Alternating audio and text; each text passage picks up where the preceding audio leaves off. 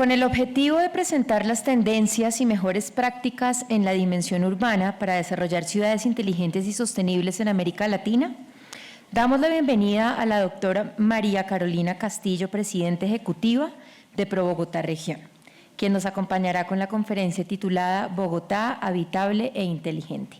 Bienvenida. Good morning, all. Many thanks for having me here for us in Pro Bogotá Región.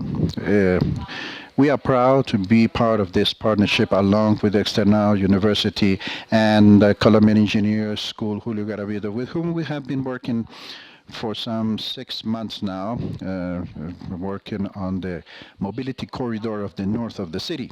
So to find ourselves in this challenge of a good development of the city, especially for Bogota, it's really a pleasure for us. Now, I want to thank the ICT Ministry, with whom we have been working, talking and doing assessment in order to find out the direction of this smart city, sustainable cities agenda should be in the future, and also to public institutions that could become a bridge and provide the connectivity, the technology for our cities, and of course the Cup for Cities initiative that call us today here to have this global conversation in Bogota. That, of course, makes us very proud. To Dr. Hernando Parra, many thanks for the invitation, for being our host, and of course to ally Dr. Marco Perez, with whom not only are working on this initiative, but actually working hard to develop this conversation of smart cities within the environment of Bogota and the surrounding region. We have denominated this conference, today's conference, SmartCom Summit 22 in Bogota, Intelligent, Smart, and Livable, in order to test, to see how solutions are working as an innovation and this category of smart city for the largest urban conglomerate of Colombia, that contributes with 26% to gross domestic product, and that another internal categories is the most competitive and the city that is solving the best way the poverty, educations, and overall well-being of our population. And please help me with the slides. Number 3, we are finding an enormous challenge when it comes to management and how we can respond quickly enough. That is the city we want to present you today.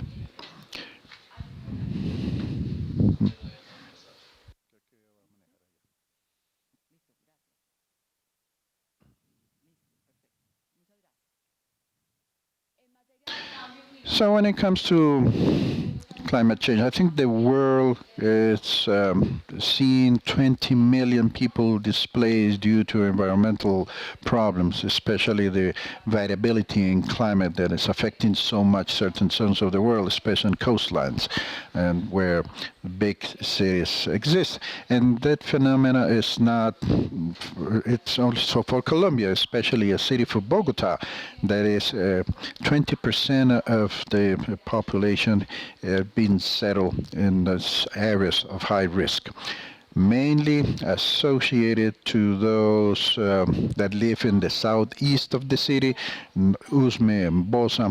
Those are the ones that will be suffering most from this phenomena.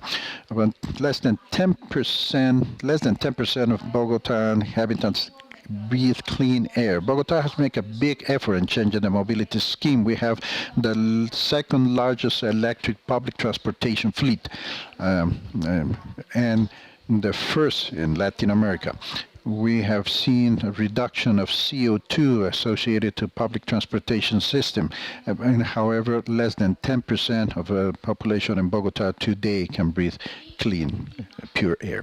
And it's estimated that this will continue to grow, the increase in temperature by 2040. It is estimated that it will rise by 0.8 degrees Celsius. In 1960s, when this city received the strong immigration, especially people that were coming here for better working conditions, with the phenomenon of violence as well, this city was known among the people as the freezer, because the weather, the climate was particularly cold. Temperature, an average of 11 degrees Celsius. But you can see all of us, we are pretty comfortable with this attire, which is more proper of warm cities than cold cities. The second one is an accelerated urbanization that have generated, let's say, large informality in urbanization. 21% of the city is actually a self-constructed city. And those areas environmentally protected, that is in the foothills and the embankments of the rivers, which generates big instability of those constructions. And they don't have the urban supports, meaning access to public utilities. They arrive to these homes later on, and of course not in the most efficient way. 1.2 million new persons will continue to arrive by 2050 because it's still the city that has the greater capacity to generate jobs. So Bogota is starting Bogota and 27 neighboring municipalities. That is what we call the metropolitan area. And just to put you an example of the job creation, out of 100 formal jobs that are created, 55 are generated by Bogota and only 5 by Soacha. And 15 a municipality that we call rich in the north of Bogota has the capacity to generate 15 new jobs. So this changes and interactions between Bogota and neighboring municipalities will continue to happen and will be increasing. Added to this phenomenon, in the past years, particularly since 2015 to date, we have received 340,000 persons, migrants from Venezuela, that have seen in our city the right place to fulfill their needs, especially for the construction of their own projects of life. So how to build a smart, livable city? What is the answer to that? How can we do that in an efficient way? We are bringing a proposal of what we understand a smart city to be. We understand that this should reflect the identity itself of the city. It should allow for the development of cultural aspects instead of fostering an impersonal space to enrich the capabilities that the city has for it to be inhabited and the desire to live in that city. Is Bogota inhabitable and intelligent, or smart rather?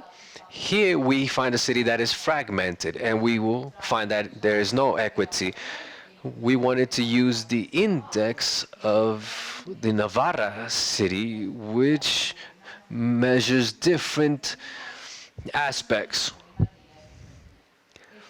This index places in the first ranking London, second Paris, third New York. And Latin America's cities, the best was Santiago de Chile. We are falling far behind in the 120th ranking. And even more critical in Bogota, we will find Caracas in 174th ranking. And here we clearly see that there are challenges in Bogota for all the 9 dimensions. The first, in terms of mobility and transportation. In Bogota, in the region, close to 19 million trips are made daily. Of them, 16 million trips are done within the city of Bogota. That's why resolving the issue of mobility and to make it sustainable and efficient is very important in Bogota in order to ensure proper quality of life. There is a huge inequity. In the district that you see in the lower part of Bogota, which is Bosa, that is in the southeast of the city, one citizen of Bosa to commute takes almost 1 hour. A citizen in the district Barrios Unidos, which is very central in the city, will have a 25-minute commute. It's urgent to have more equitable conditions in terms of mobility so that regardless of what district you live in the city, your commute time be reasonable. The next is the environment. I was sharing the case of mobility, the enormous efforts that the city has put forth to improve mobility.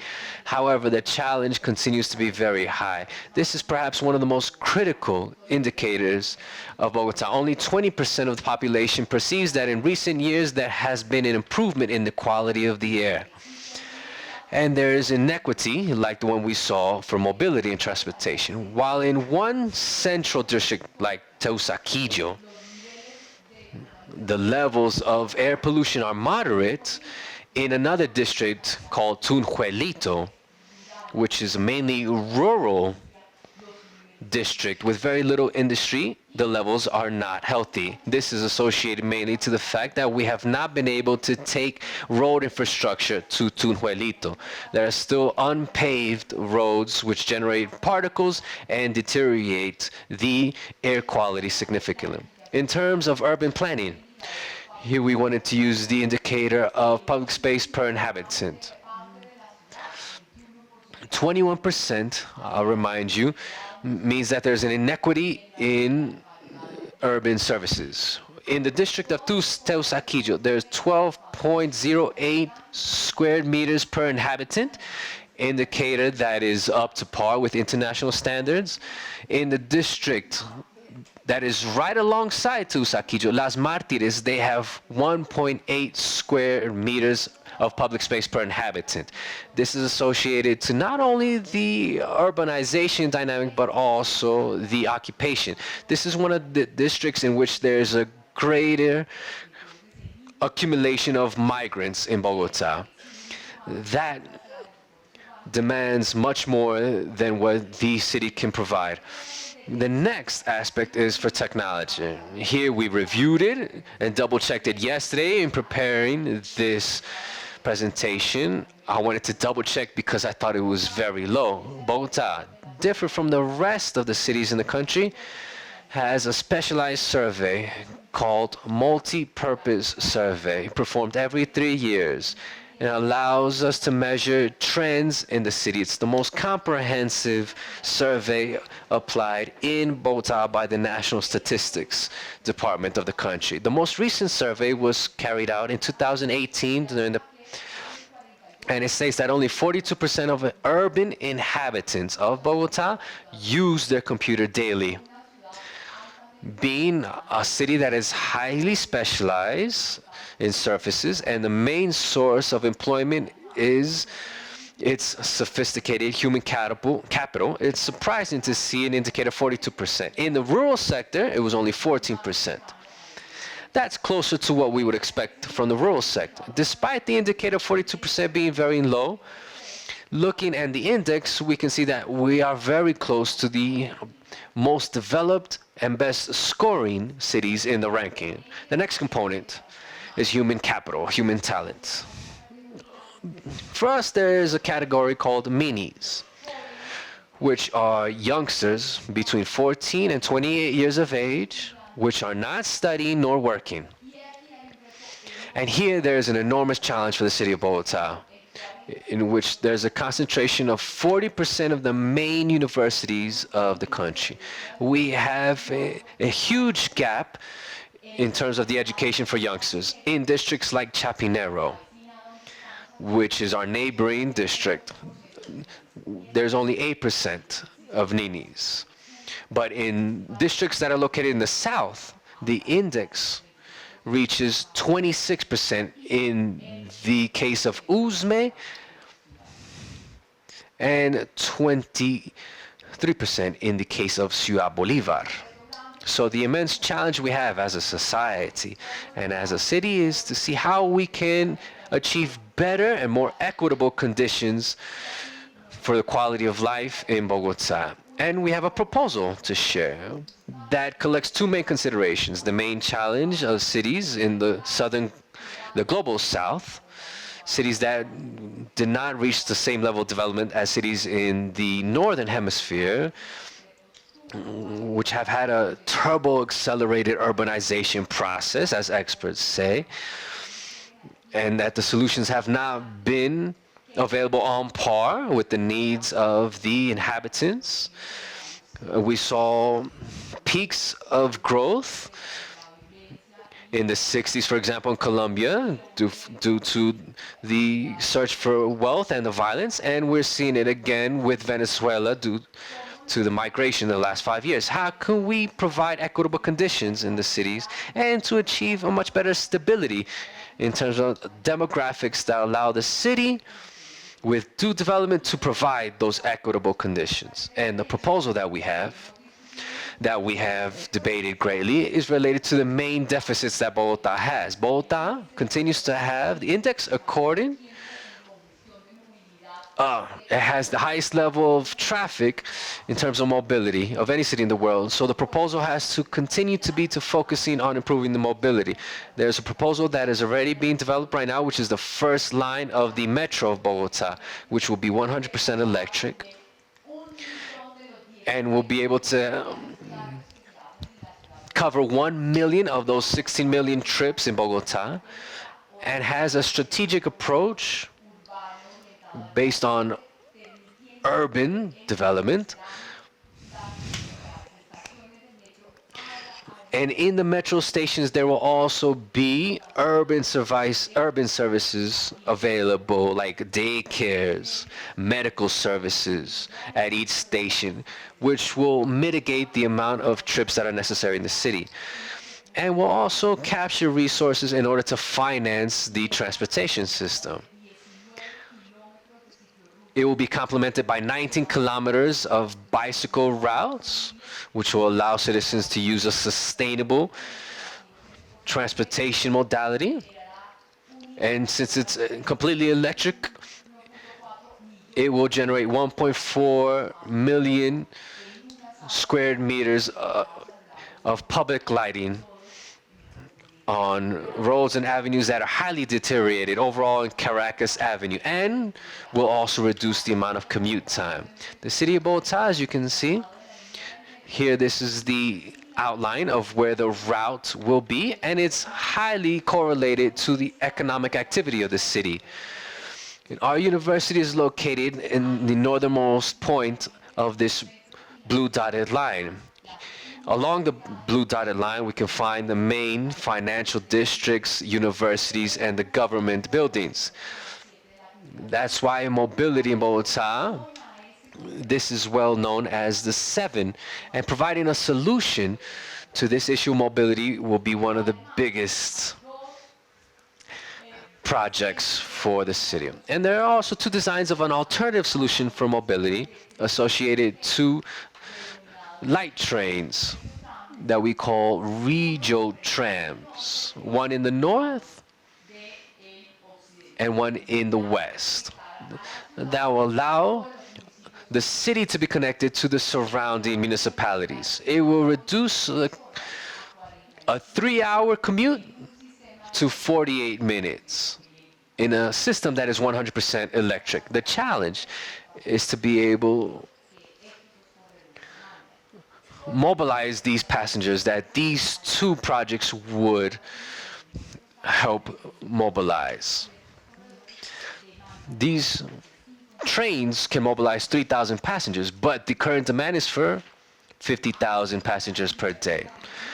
There's a very important initiative led in a collaborative fashion between the public and private sector and academia in Bogota, which is the District of Science, Technology, and Innovation, in which we have participation from the Chamber of Commerce, the District of Bogota, the Governor's Office of Cundinamarca, and the national government. Its objective is to create a center of innovation in the city of Bogota, in which we can group the experts from the ecosystem of innovation, academia, and the private sector, and will also allow this to be a location for incubating startups and also formalizing companies and to look for seed capital. We believe that this can be a strategic trigger in a city that concentrates 60% of technological initiatives in the country. Initiatives of this type will be very strategic in consolidating technological developments in Colombia. The next highly relevant aspect that will be a key trigger for the city will be the airport district. Bogota does not have ports, we just have the airport. 39 million trips a year are made today from El Dorado Airport per year. This is a market specialized in services that we have in Bogota and for the entire region. We need to better revolve integration between the airport and the city. The airport requires a renovation that allows it to better integrate with the transportation system of the city and better interacts with the surrounding communities to provide a solution to the 13th Street and 63rd Street so that they can better connect to the airport district so that we don't have the immense amount of congestion and traffic traveling towards the airport, and finally that it becomes a very attractive logistics center. Today, if we visit the airport district, we find initiatives in robotics, completely automated for logistics. That should be a benchmark